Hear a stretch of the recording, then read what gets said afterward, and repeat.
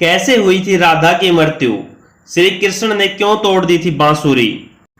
जब भी प्रेम की बात होती है तो श्री कृष्ण राधा के प्रेम की मिसाल सबसे पहले आती है। राधा श्री कृष्ण के प्रेम को जीवात्मा और परमात्मा का मिलन कहा जाता है। राधा श्री कृष्ण का बचपन का प्यार थी। श्री कृष्ण जब 8 साल के थे तब दोनों ने प्रेम की अनुभूति की। राधा श्री कृष्ण के दैवीय गुणों से परिचित थी। उन्होंने जिंदगी भर अपने मन में प्रेम की समृद्धियों को बनाए रखा। यही उनके रिश्ते की सबसे बड़ी खूबसूरती है।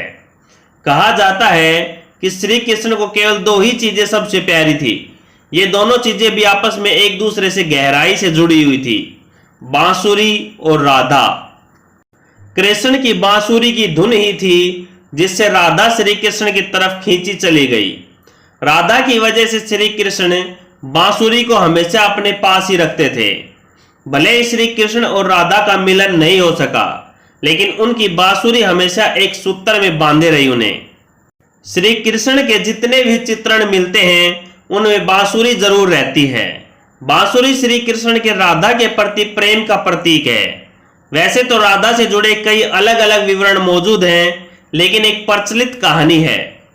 भगवान श्री कृष्ण से राधा पहली बार तब अलग हुई जब मामा कंस ने बलराम और कृष्ण को आमंत्रित किया। वृंदावन के लोग यह खबर सुनकर दुखी हो गए। मथुरा जाने से पहले श्री कृष्ण राधा से मिले थे। राधा कृष्ण के मन में चल रही हर गतिविधि को जानती थी।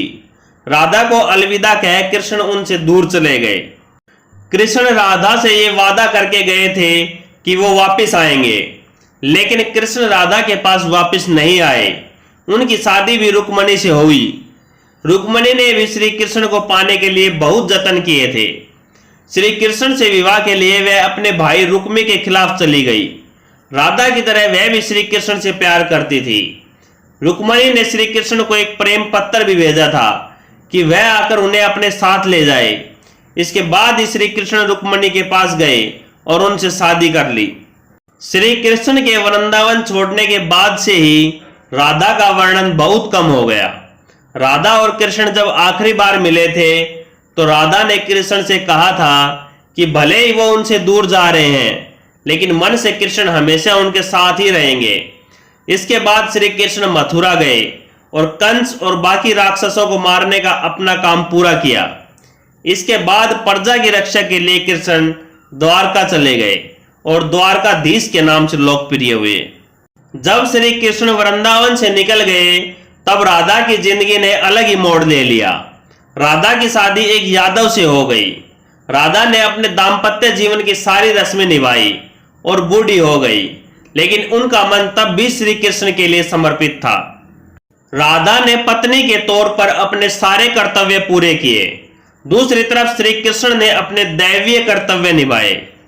सारे कर्तव्यों से मुक्त होने के बाद राधा आखिरी बार अपने प्रियतम कृष्ण से मिलने गई।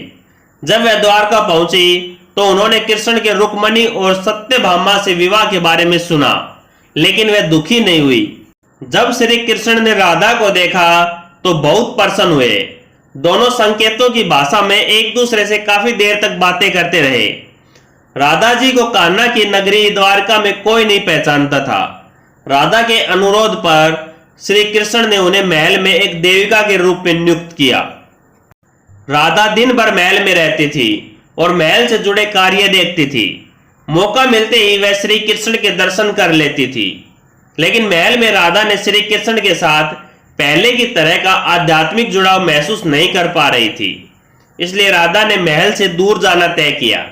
उन्होंने सोचा कि वह दूर जाकर दोबारा श्री कृष्ण के साथ गहरा आत्मीय संबंध स्थापित कर पाएंगी।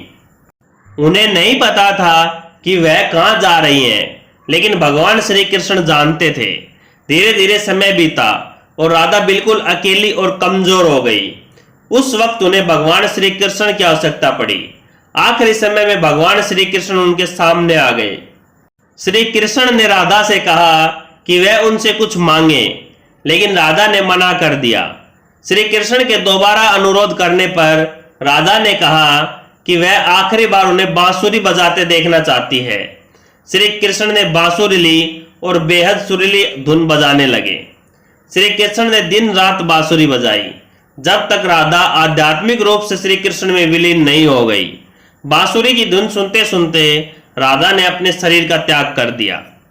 हालांकि भगवान श्री कृष्ण जानते थे कि उनका प्रेम अमर है, बावजूद वे राधा की मृत्यु को बर्दाश्त नहीं कर सके। श्री कृष्ण ने प्रेम के प्रतीकात्मक अंत के रूप में बांसुरी तोड़कर झाड़ी में फेंक दी। उसके बाद से श्री कृष्ण ने जीवन भर बांसुरी या कोई अन्य वादक यंत्र नहीं बजाया। कहा जाता है कि जब द्वापर युग में नारायण ने श्री कृष्ण का जन्म लिया था, तब मां लक्ष्मी ने राधा रानी के रूप में जन्म लिया था, ताकि मृत्यु लोक में भी वे उनके साथ ही रहें।